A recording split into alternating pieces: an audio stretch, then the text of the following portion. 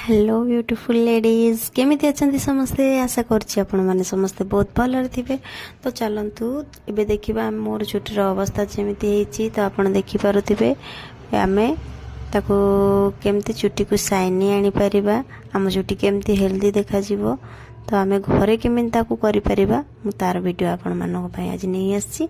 तो आपण चुटी को भलो से ओदा करि नेबे। ओदा कला परे आपण को पाकर वैसलिन दिबो, से वैसलिन आनिबे ताकू अल्प अल्प चुटी रे आपण लगेबे।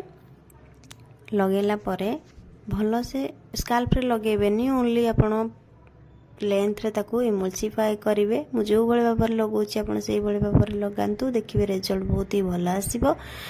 तो 1 आवर परे आपण ताकू वॉश कर देबे। भलो से चुटी रे आपण ताकू मसाज दियंतु।